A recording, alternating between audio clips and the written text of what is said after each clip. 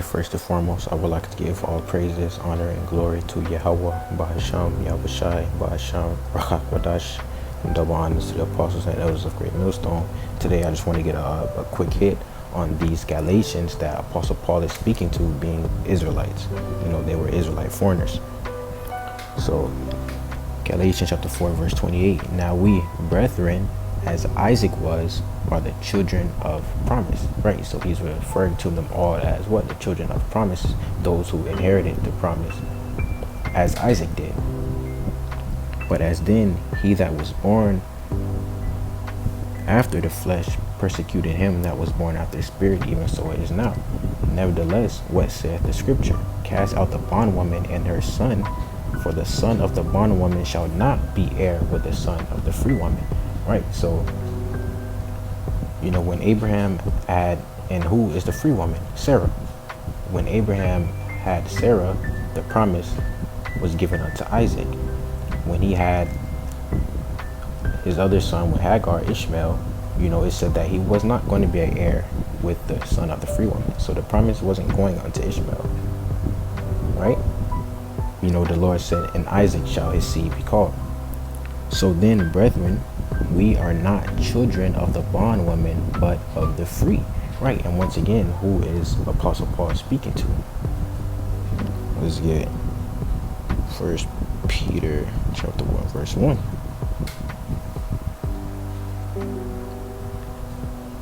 Peter, an apostle of Yahushua Mashiach, to the strangers scattered throughout Pontus, Galatia, Cappadocia, Asia, and Bithynia.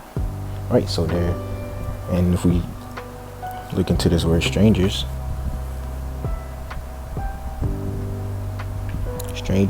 one who comes from a foreign country in a city or land to reside there by the side of the natives, a stranger sojourning in a strange place, a foreigner. So pretty much a sojourner. And that's what these Israelites were, because going back into the times when, the Hellenization period, you had Israelites who pretty much abandoned their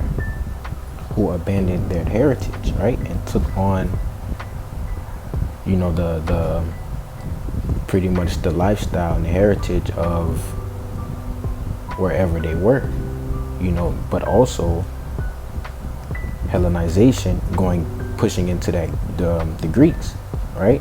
How the Greek way of life was pretty much pushed onto the known world at the time. And then, trickling down, then that's where you get to Antiochus the Fourth Epiphanes.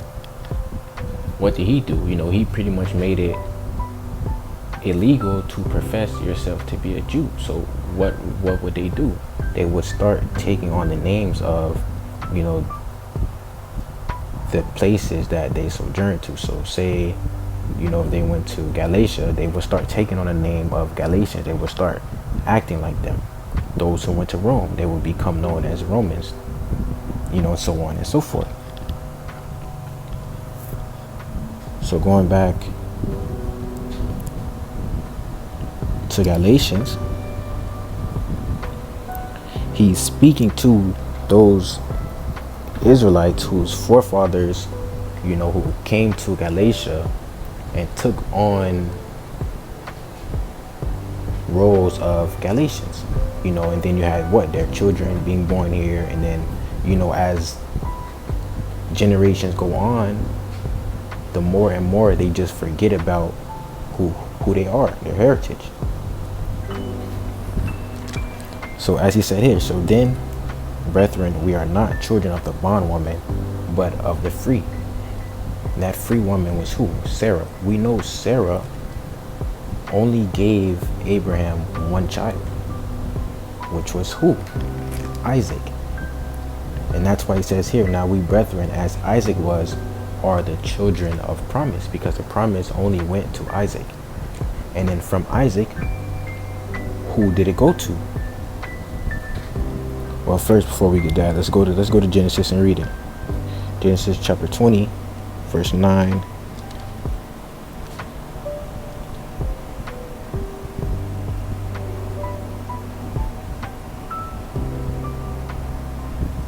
So like in Genesis chapter 21, verse 9. Here, Sarah turned against Hagar. And Sarah saw the son of Hagar, the Egyptian, which she had born unto Abraham, mocking, right? And Ishmael, what he was pretty much mocking, the promise of how Sarah gave birth to Isaac at such an old age. Wherefore she said unto Abraham, cast out this bondwoman and her son, for the son of this bondwoman shall not be heir with my son, even with Isaac. And the thing was very grievous in Abraham's sight because of his son. And the Most High said unto Abraham, let it not be grievous in thy sight because of the lad, and because of thy bondwoman, and all that Sarah hath said unto thee, hearken unto her voice, for in Isaac shall thy seed be called. Right, so it didn't say from in Isaac and Ishmael shall thy seed be called. No, it says seed. That's singular, only Isaac, right? And then from Isaac, that seed went to who? That promise went to who? It went to Jacob. Let's go from here to Psalms.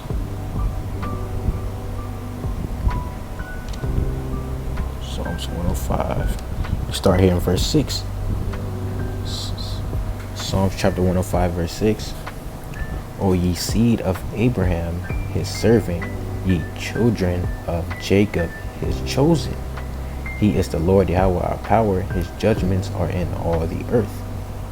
He hath remembered his covenant forever, the word which he commanded to 1,000 generations, which covenant he made with Abraham, and his oath unto Isaac, right?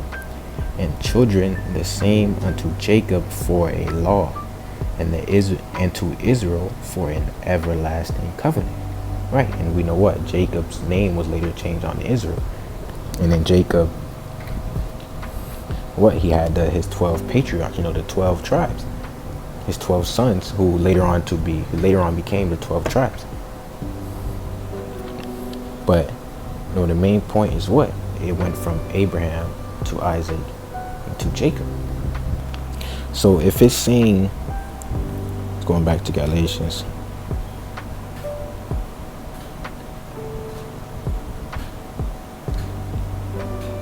if it's saying here that now we brethren, as Isaac was, are the children of promise, if he's telling them that they're the children of promise, that can only mean what? That they are Israelites. Because the heir of the bondwoman, the son of the bondwoman, was it going to be joint heirs with the son of the free woman? So obviously they had to come from the seed of Isaac.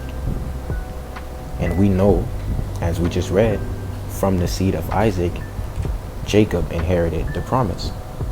So if he's saying that they are children of the promise, what does that mean? It means that they have to be Israelites. So yeah, that was just, a quick hit on, who these Galatians were. So once more, I would like to give all praises, honor, and glory to Yahweh, Ba'asham, Yahweh Shai, Ba'asham, Berkat Hadash, and double honors to the apostles and elders of Great Millstone, and Shalom to the hopeful elect.